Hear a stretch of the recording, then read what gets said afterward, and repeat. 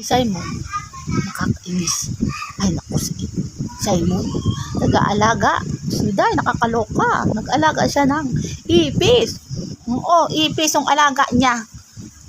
Ang dami-daming aalagaan, ipis pa. Paborito, friend daw kasi yun, friend daw niya yun. Pinaliguan pa, pinadede pa. Ha, naku, nakakaloko naman yan. Uy, oh, pwede mo pa siya? Yeah. Wag mo na pa madumi yan, ha. Tapon na yung laruan mo doon. Madumi yun. Ano ko na mga pusa dyan, hindi mga ipis, pati ipis, inaalagaan mo. Kasi susunod pati daw, daga, alagaan mo pa. Kaluka to, dami-daming naiisip. Susunod dyan, ang ano dyan, no? Simon. Ha? Ano yung Bakit na andyan? Simon, bakit, ano? Alaga mo to? Ay. Anong pangalan nun? Ha? Anong pangalan?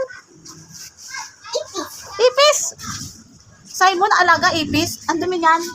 Madumi yun, ah. Ano, dede ko pa niya. Ha? Ano, dede ko. Asan? Ayun, dede. Pinadede mo? Hawak-hawak. Ang ipis, hinawakan mo. Asan ang dede? Asan yan? Hindi ko nga makita. Ito. Saan? Asan? Hindi ko makita. Ito. Dede ng ipis? Hindi naman na dede ang ipis. Nakain ba ipis dyan? Madumi ang ipis. Mamaya pumapaya sa puwet mo. Ito mga ang dumi-dumi yan. Huwag mo anuhin. Huwag mo hawakan at madumi yan. Hayaan mo siya. Tapon mo yan. Hayaan mo yun. Hindi yung ano. Naku. Tago ko ulit. Ano ba yan? Cute ba yan? Para alagaan? Yes. Cute ba yung ipis? Yes. Paano naging cute yun? Naligo ba yan? Yes. Bakit? Pinaligo ko rin. Pinaliguan mo yung ipis? Saan mo pinaliguan? Dede. Pinadede mo pa? Wala, stick. Oh, bakit itawan mo pa yan? Itapon mo yan. Madami yan. Ito, lahat ng kaanuhan na mga ipis na yan eh.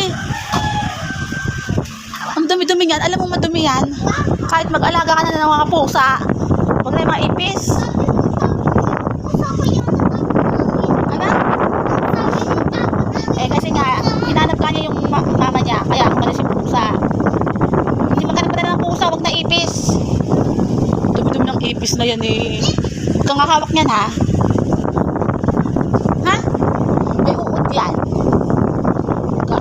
Kaalaga ka ba ng pusa ng ipis pa? Punta sana kung ano na lang gagamba. Alaga ka ng gagamba, huwag na ng ipis. Dumi yan.